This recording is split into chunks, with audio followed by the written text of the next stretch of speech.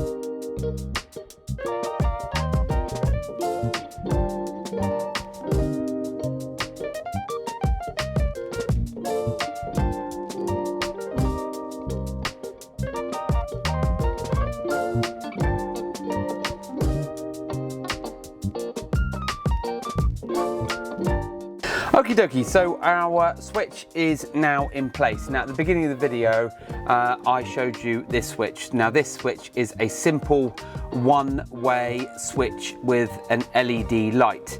Now if you don't know much about how switches work, you've got 3 positions here. One of them is a ground or a chassis or an earth. They're all 3 the same, but that goes to an earth of the vehicle. This particular one goes to the particular device that you're wanting to switch, i.e. the load. Now this particular one at the top here is the supply. So for instance, if we weren't doing what we've done for this customer and we wanted just a physical on and off without having the key, then the positive, or the battery supply, and the ignition from this aftermarket radio would be connected to these 2 here, and therefore when you switch, they join the 2 together. And that means that you do not need the key in the ignition, and all you're doing is connecting the positive and the ignition together to independently switch. However, on this particular vehicle, what the customer wants is full control from his Ducato 8 key. So we're going to put the key in like so. The switch is set to our 1 position. Put the key in and on like so, and our Alpine head unit will boot up. Just going to make sure the volume is turned down. Now the Alpine system will boot up like so and work as you would expect it to, even to the point that of course we have things like reverse, feed, and all the bits and pieces that you like. So steering wheel control, as you can see up on the display, and all the things that you would get in normal operation. But if we take the key out of the ignition and the key is now here, that means that your fan isn't working, your glow plugs are not heating up, all of your main starting circuits and power circuits haven't got power going to them. But if we now flick the switch to position 2, which is not that one, that's neutral, position 2 is down, that now powers up the Alpine head unit. And how we've done that is quite simple. It's still got the 3 same connections at the back, but it's got 2-way switching, which basically allows a no man's land, which is in the middle.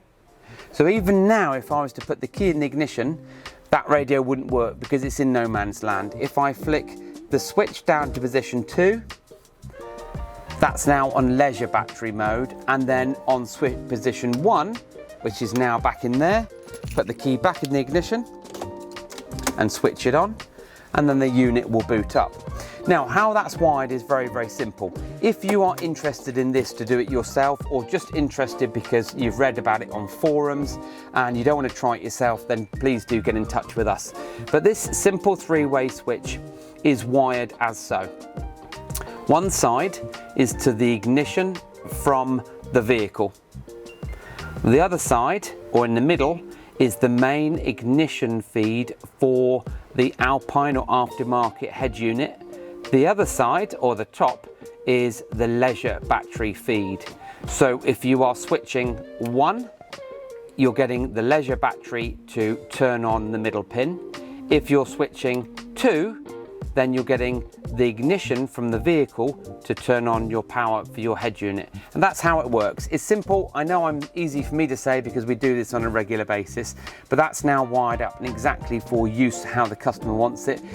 This particular gentleman is off on a road trip and doesn't want to have his key in the ignition powering up his Alpine head unit, but also wants to know that if he does listen to his head unit for a few hours, he's not going to be in a position of not being able to start his vehicle. So we can flick that back to position 1, put the key back in, and away you go.